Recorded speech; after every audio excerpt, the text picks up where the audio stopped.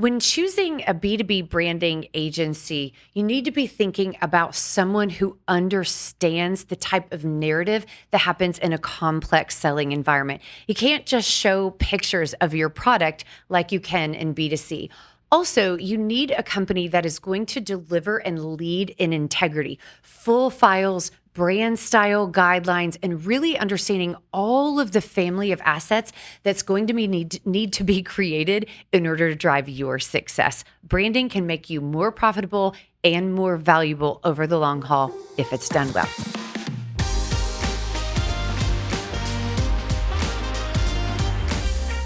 Hey, everybody, and welcome to the Marketing Blender Show. I am Dacia Coffey, and today my special guest host is our Creative Director, Colin Short. Thank you so much for being back on the show with me.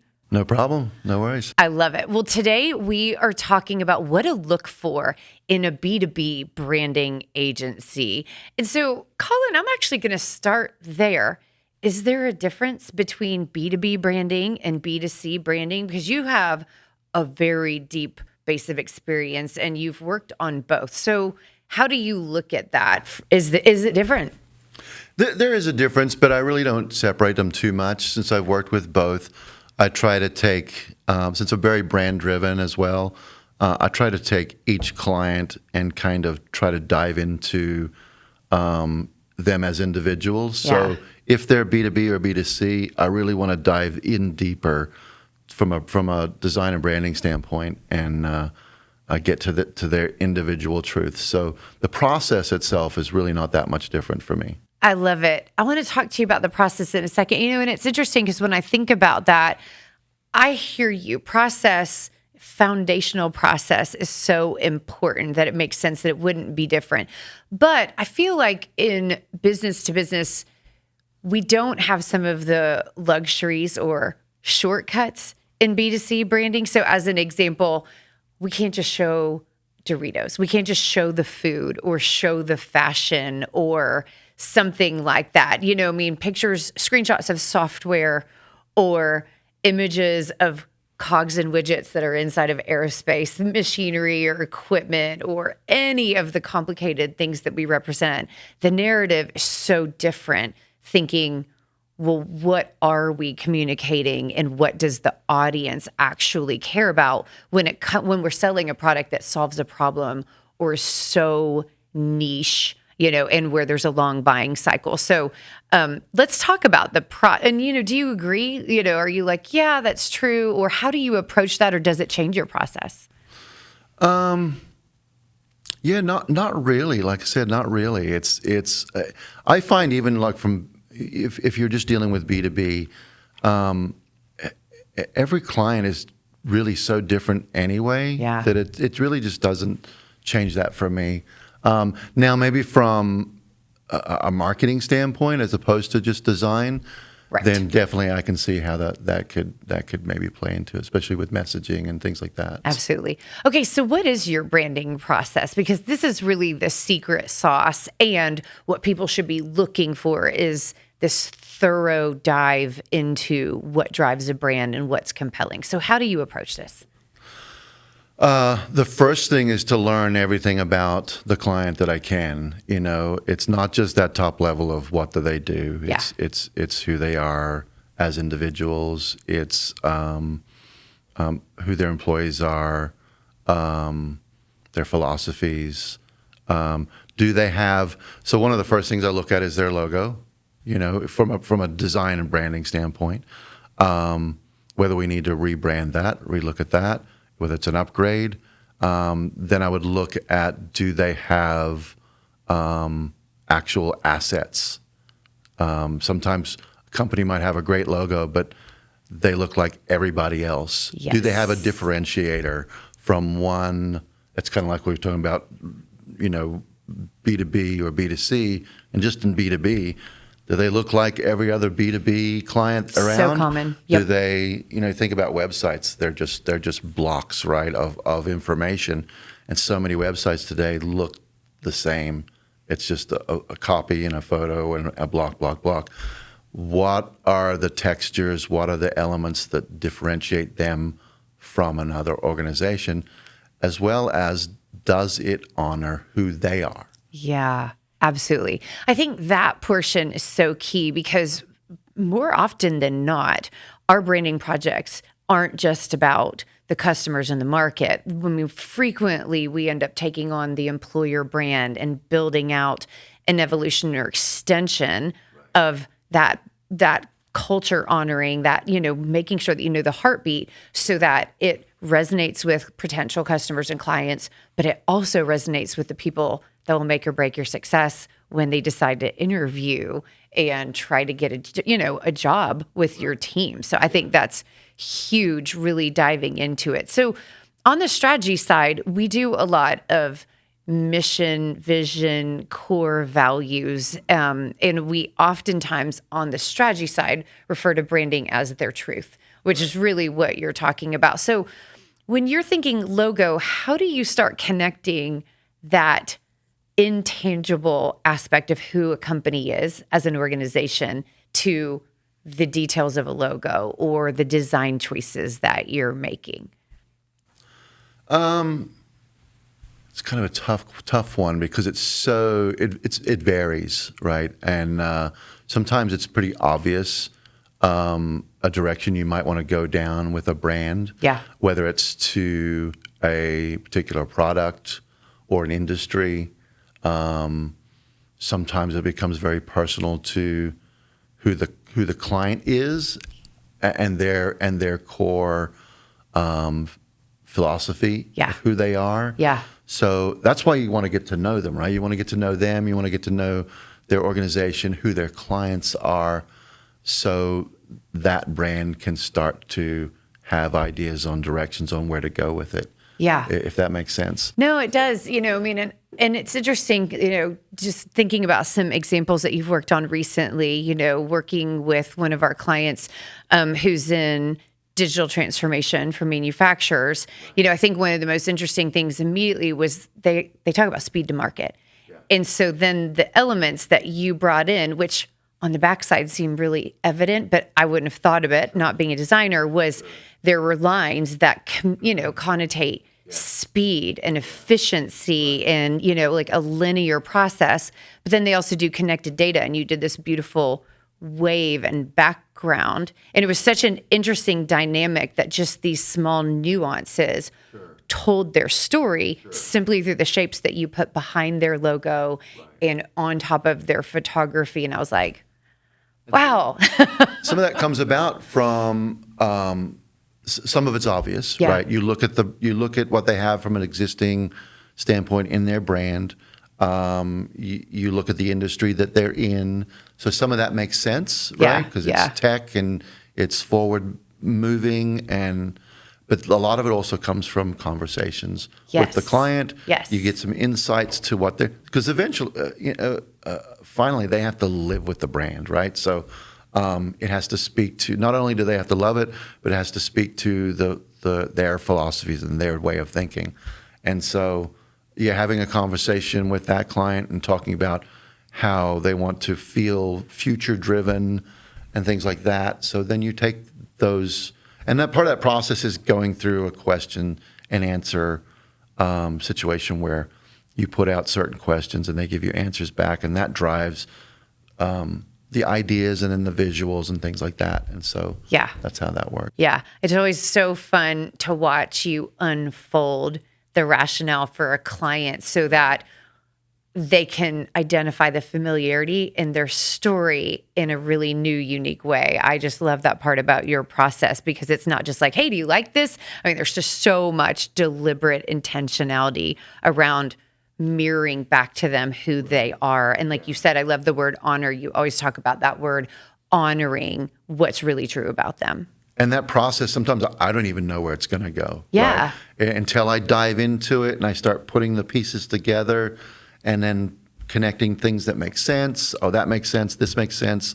Let's put that together, see if that works. Sometimes it does, sometimes it doesn't. Yeah. And so it's a puzzle. You're putting all those things together, and eventually you start creating these assets.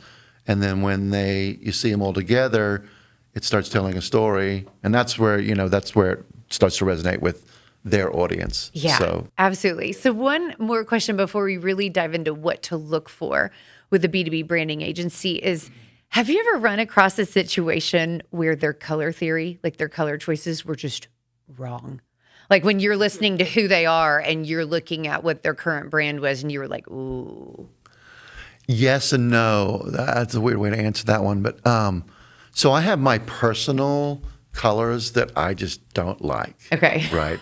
So I have to. Are you going to share with them what they are? Well, I like. I'm so curious. A forest green in a shirt like you're wearing is great, but on a logo for me, it's just not. Like I have that color, not the same shirt, but I have that color shirt. But in a logo, it just feels flat to me. Yeah. But I've actually had brands that do use that color that I've worked on. Yeah. But it works for them. Yeah. It works fine for them. Yeah. And so color is very personal as well to some people. So sometimes you look at it from a standpoint of, does it work for the brand and the industry? Sometimes is it two colors that work together or don't work together? Yeah. That's really where I see more of the issues, when you have colors that don't complement, that fight each other.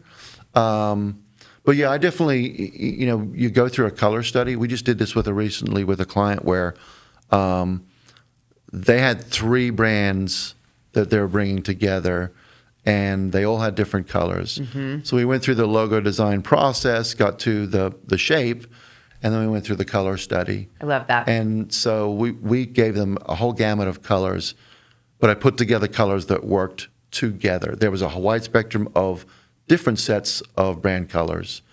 But yeah, I think so. To answer that question, is the biggest problem I've come up with is when a color just doesn't work with the other color in the brand. Yeah, absolutely.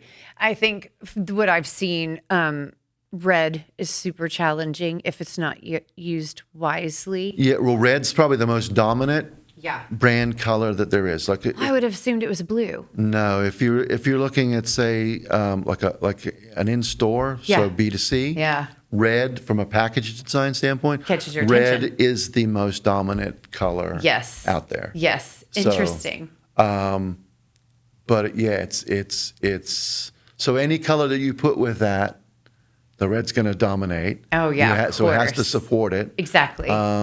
So another thing with colors that's really important too is when you speak of branding, if the colors in the logo, like I had a client, their colors were orange and purple, very strong colors. Yeah. And those two colors together can look very strange if it's too much. Exactly. So when you have very strong dominant colors like that, it's good to go away from that for the rest of the brand. Like I always look at complementary colors that support those brand colors. That way you can use a lot of that coloring and then just use a little of the brand color. Because if you use too much, it dilutes it and then it becomes less important, if that makes sense. Yep, it absolutely and because it's such a strong color, in small spaces, it just really pops. At the Marketing Blender, we have fractional CMOs and outsourced marketing teams to drive your success. The 2 most common problems that we are approached about is how do we break revenue plateaus and accelerate success, or how do we attribute marketing to revenue impact? And the answer is that we build a system, because your marketing should be driving revenue, it should be driving your reputation, and it should be driving resilience. If you want to learn more, check out themarketingblender.com. Okay, so if you were to give advice to a super close friend who has B2B company, what would you say? Okay, this is what you should be looking for in a B2B branding agency. An agency. I would say there's 4 things the main things that I would look for, and it's just the 4 things that are important to me.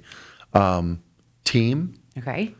Talent, ethics, and effort. Okay, love this. So to break those down, it's in team, even if you're an individual agency out there, which I was at one time, you've got to have strategic partners or one branding agency that has a good team of different skill sets, because you're never going to be as good as you might be great at what you do, but you're never going to be great at everything in a way that a team would be. It's such a great point because even the active listening, different brains and different natural giftings hear different things. So when we were going through our rebranding last year, I mean, you and I had a couple really fun sessions where you would have a raw idea and I would go, oh, that makes me think of this, and this is the emotion that we want to communicate. And then you were able to go, oh, and translate that to really specific design decisions. And those, for me, I felt like those conversations really changed it, and made it visceral and emotional and significant, versus just this really structured, And you're going to have a different perspective than I have. Yeah. And a team that works together well and listens well and can contribute is only going to make the idea stronger. Totally agree. Right? Totally agree. So that's that first one is team, having a good team that works together well. Yeah, that writer, developer, designer. Yeah, the trio dynamics of is putting those things huge. together And then you add a great strategist. Oh my gosh. Absolutely. Yes. The next one is talent. Yeah. It's kind of goes with the team, obviously, but you definitely want talented individuals that can go the extra effort, that know what Agreed. they're doing, that have some experience behind them, that can drive whatever you're doing very well, be confident in what they're talking about or doing, and then so talent's important. It's interesting too. We've worked with clients who couldn't see the difference between talent. Now they realize it by the end, but in the beginning, if they're looking at a portfolio, they're like, that looks the same to me. So are there certain telltale things that if you were to hire an additional designer for our team, or if you were to, you're looking for someone to collaborate with, what are you looking for? Are there any telltale signs where you're like, that's how I define talent, or that's how I would see it? Yeah. The first thing, obviously, as a designer would be, do they have an eye for basic design? Yeah. If they know composition, if they can put together elements on a page, that's a core kind of thing, is those elements of design. Do they have that? The other thing would be their skill sets. Do they have the ability to then take that idea and implement it? Yeah. Right? Yeah. And then do they have the ability to independently do that?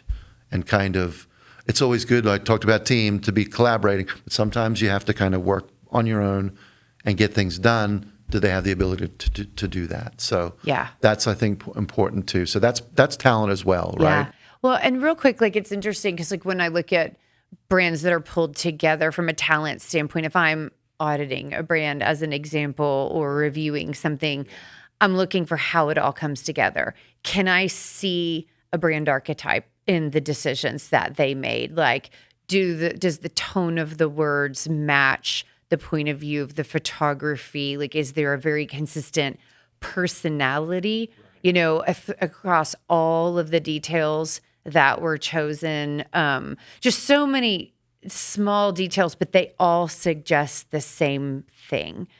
And, and I think that talent to be able to really wrap your arms around something complex, and humans are complex and organizations are humans. And so, so I love that you bring up talent, because not every designer is created equally. No. Yeah. That's for sure. That's for sure. And so the other one is ethics. Yeah, I love that you bring this one up. Okay, talk to me about this one. So for me, ethics is so important, because when you're asking a client to give you their brand, that's huge, and trust you with that work.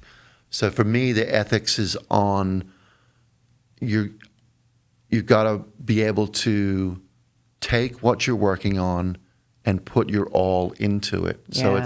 So it's not just ethics on doing the right thing, although that's there too. You don't want to take images and things that aren't purchased and done the right way and that kind of thing. But it's also just really caring about a person's brand Yeah. and doing the right thing with it, making the right choices with something. And then if something's like, say a design's not working well, it even goes to that point of like, oh, it's good enough, I'll just pass it on. Yeah. It's again, they're asking you to do something with their brand. Make sure you treat it well and give it back to them. It's so personal. Absolutely. And I love that. The word that comes to mind when you're talking about that is stewardship. I mean, you are stewarding somebody's identity. I mean, that's another word for branding, when it starts coming together. And wow, I mean, that's a big honor, but it is a really big responsibility. I think one of the things that I've seen you do inside of that ethical consideration where you care as much, if not more, than the client does about how this turns out is not just taking them at face value. And I know that sounds weird, but numerous times, people are like, don't touch the logo. And you're like, well, maybe I'll just play around and explore, and so I love that you hold respect for the client and their point of view, but then you also are advocating and stewarding for what's in their best interest. And I think, for me, when I hear you talk about ethics, that's really where I've seen that. And if I was giving a best friend advice about how to choose an agency and they can't choose us, I would want them to have that, like somebody that's going to advocate for you and respect you. So I love that one. Well, when you put ethics into your process, they'll see it. And that builds trust. Yeah. And that trust allows you to take the thing that they say don't touch and say, okay, we need to do this. Totally agree. And then you get the buy-in from that. So for sure. And really great marketing communicates servant leadership at the end of the day. And so knowing how to imbue design with character and ethics, in the outcome is a really big deal as well, because I believe being good is good for business. So if you can communicate that visually, then let's go. Okay. What was the fourth one that you had said? Effort. Okay. So putting your all into a project. I find that when a design is working at its best is when I'm excited about it. Yeah. So if I'm kind of like, oh, this is just not where it needs to be, or if I'm not, then you're telling yourself exactly what you need to know, right? So, but when you're excited about something, you become energized. If you can find that in every project, it's going to come out. It's going to turn. The results are going to be great. Yeah. So you find your enthusiasm steps up. You brighten up. Your creativity gets better. So just find the effort in the project, and then you'll find that it's not work anymore. Exactly. It's interesting. Like, I think that's advice I would give to a client as well, is to maintain momentum on your side, because you're right. When there's good momentum and the entire team is producing really solid effort, it's exciting. Yeah. It's very energizing. And so then when you present to a client and you give them options, if they don't get back for weeks, all of that momentum has to be rebuilt and almost, kickstarted again. And so, from an advice component of like getting really great work out of the branding agency you hire, really deciding that you're going to commit the time and the reviews and do prompt feedback and hop on the meetings, especially if there's a process in place that you can see, like pre-decide that you're going to contribute to that momentum for the team, because you're right. Like, it's a really big deal. It's very exciting when things start coming together. It's awful when it lags. Awful. And then the effort stretches out not just to the creative part, but it's like meeting deadlines and working efficiently and those types of things as well. But mainly the in the creative side. Yeah. Absolutely. Okay, so what are a few additional tips that you would provide to someone when they're choosing a B2B branding agency, whether it's about elements that they should consider or aspects of the relationship, or what kind of output should they be asking for? Like, what is an example of really making sure that the delivery was exactly what the client needed?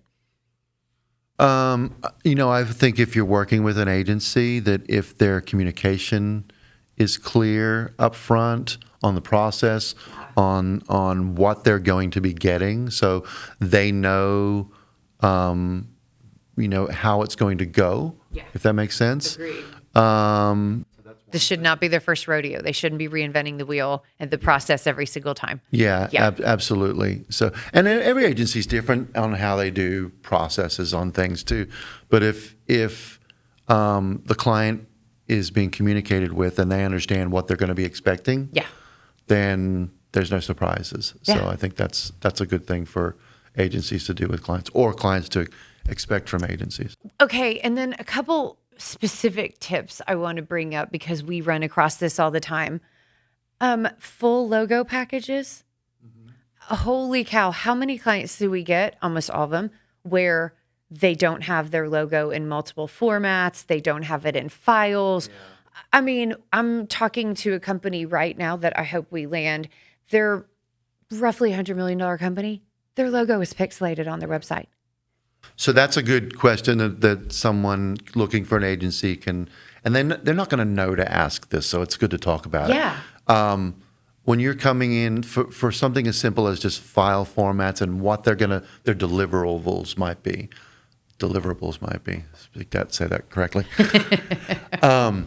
So I run into this so much where I'm working with a client that's giving me files from a previous agency. Yes. And they either don't have, it's all either a JPEG or it's low res.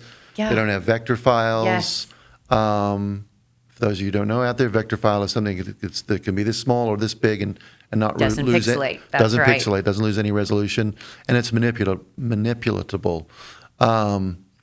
And it's important to have those. So one, if you're doing an upgrade or you need a white version of that logo and they don't have it, you can change those things. So I think that to go back to the main part of the question is, when I finish a branding, whether it's a rebrand or an upgrade or whatever, or even a client that already has a logo, one of my first things in that process is to put a master set of logos together.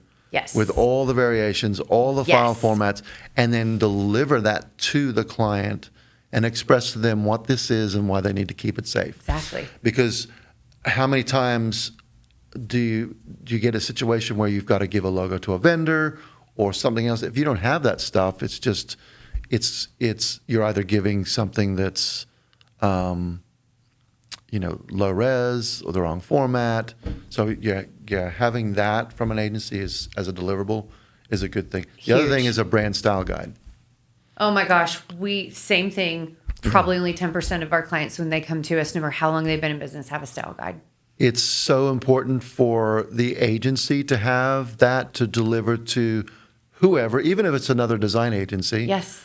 Or a salesperson who's building a deck. Exactly. Or a social media so team they can member. follow a guideline. If we put all this work into branding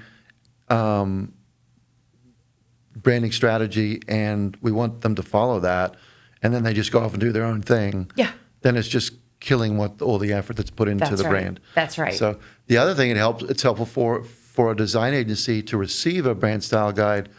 It's an immediate direction of where to start. Yep. And move to. So it's the efficiency of the work that gets done. Having a brand style guide is so much higher. Yeah, absolutely. And then this is one. It's not really about branding, but it is advice I would give that typically rebrands or branding projects involve website, whether it's upgrade or redesign, and just making sure people know how to use the website. Right? I mean, if they need to change a sentence, and so recorded tutorials with whoever on our team that's guiding them through, and you can change this you cannot change. And I think there's just a lot of misunderstanding about website maintenance packages, which I struggle with those.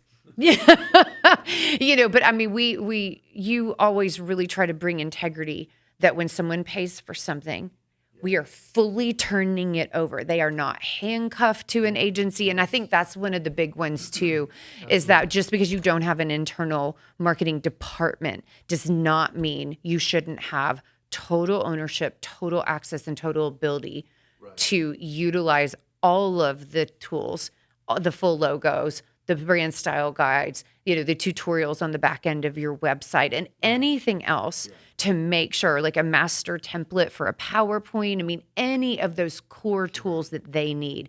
I think that's so important that no matter how the relationship progresses, even if it's a one and done, you are much better off afterwards. And selfishly, you want to receive those things so you can work efficiently.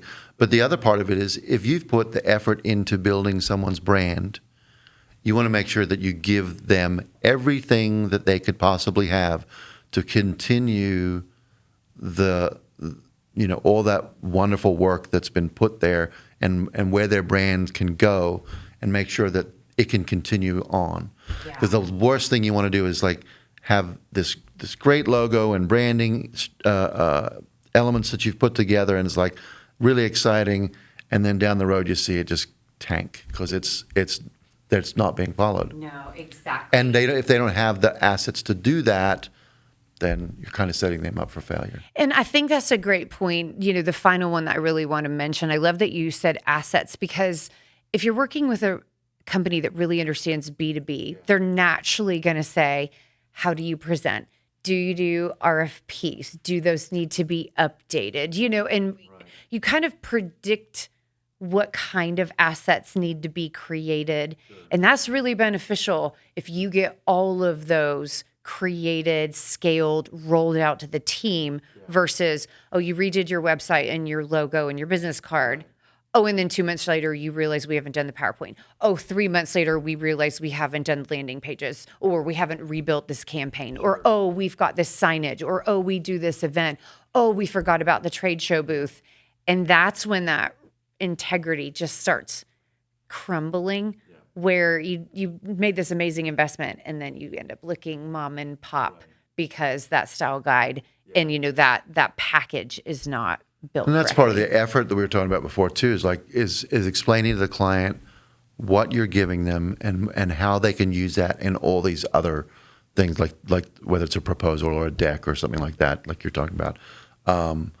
The idea for a client to understand that their brand is more than just that logo, that those assets, those elements, all those things can be turned into all these other touch points, brand extensions that continue the look and feel and the consistency of a brand.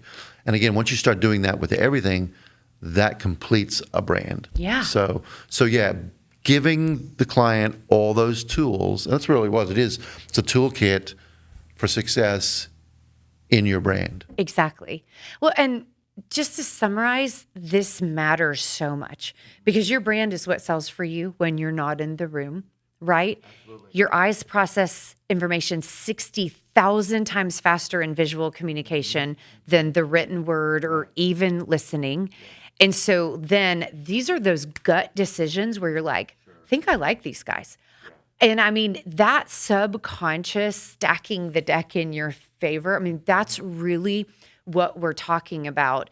And the branding greases the wheels for increased profitability, increased valuation over the long haul. If someone is eventually going to succeed their company to maybe a private equity or to someone else, that brand integrity can absolutely drive up your multiplier. I mean, just there's so much significance around branding if it's done well. Absolutely. In B2B, not just B2C. I mean, this is so important. And we know it here when we see it, and this helps demand higher prices sometimes. I mean, there's just so much richness to this.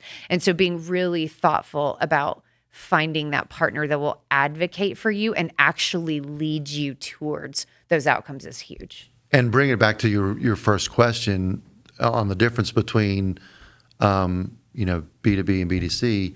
When you think about branding and B2B, your audience is, I don't want to say they're smarter because you're consumer, but they are business people who are wanting. They know what they want. They know what they need. And so if you have a branding look and feel that exudes professionalism, consistency, the things that, someone who's a professional is going to be looking for, you've got an edge up. So absolutely. So that might be one of the things that's a big difference besides doing a national brand to a consumer that is just trying to be happy, fun, whatever. Exactly. You want to make sure that the other's consistent, confident, professional, and so. I love it. I love it. Well, Colin, thank you so much for joining me.